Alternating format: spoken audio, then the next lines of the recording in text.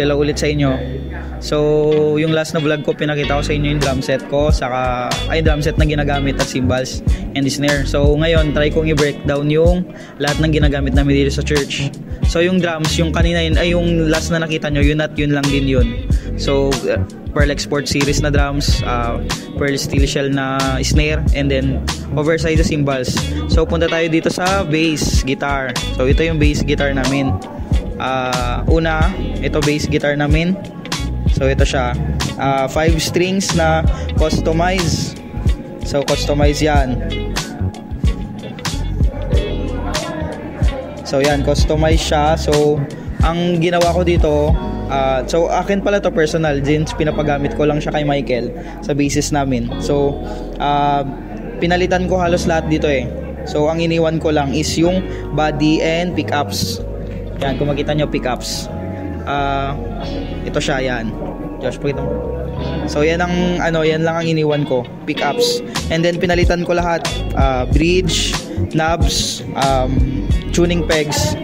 And at the same time, ginawa ko siyang active. So yan. So punta naman tayo sa bass amp.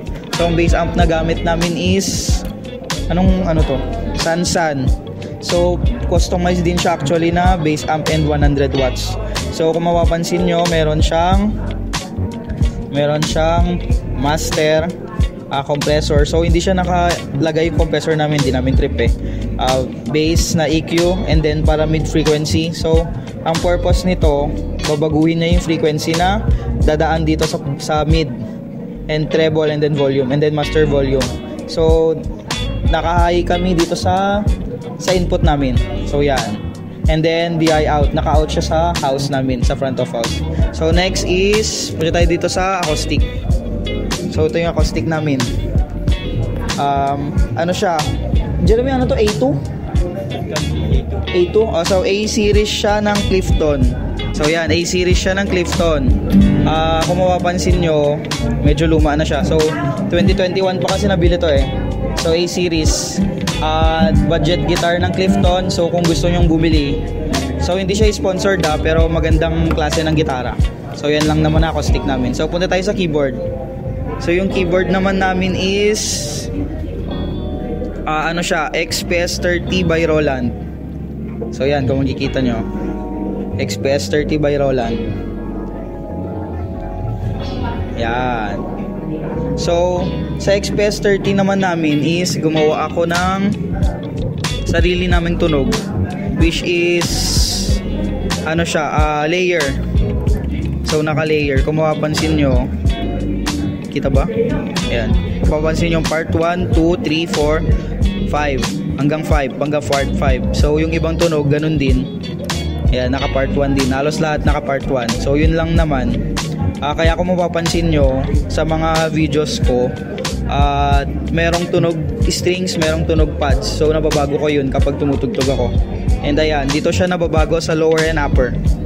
So ito yung pad, and then ito naman yung strings. So yun lang naman siya for now. Tawag yun, sobrang recommended din ng XPS 30 kung tutuusin, kasi tunog pa lang sobrang panalo na. And at the same time, pansin nyo, red siya. Ano siya, limited edition siya na keyboard. So nakuha to ng church. Basta sobrang good deal to. I mean, masasabi kong para sa amin talaga, kasi nag-iisang red siya. I mean, sobrang hirap siya hanapin, at the same time provide siya ni Lord, diba? So yan, punta naman tayo sa electric guitar. So yan, siya yung gitarista namin dito, guys. So yung gamit namin na electric guitar naman is ewan ko, parang Telecaster ata siya. So naka-humbucker pickups. Naka-humbucker pickup siya. And then dalawang knobs lang siya, which is volume and tone. So ito naman selector switch.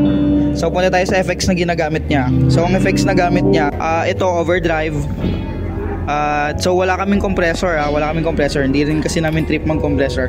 And then after nyan is Dynadrive. So ang purpose lang nito, ano lang siya, pang clean sound, since gusto namin ng may overdrive na onti. And EQ pang boost ng tunog, super chorus and delay. So yun lang, wala namang kahit anong special dyan sa pedal na yan. And lastly is Marshall na MG 101 CFX. So yan. So sobrang tagal na rin nitong ano na to, nitong amplifier na to. So isa sa pinag-pray ng matagal ng church to.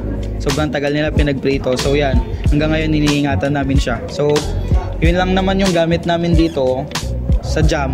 So yun guys, yun yung lahat ng gamit namin dito. So yung gamit na nakita nyo, yun yung gamit namin na tumutugtog. So yun lang naman siya. So sa next na vlog, papakita ko sa inyo yung gamit namin for recording. So sa gamit namin for recording, papakita ko na lang din yung mixer na ginagamit namin. Since ang dami nagtatanong sa YouTube ko kung anong mixer gamit namin. So yun, papakita ko na lang. So bye na muna everyone. Thank you for watching. Like, share, and subscribe. Bye-bye.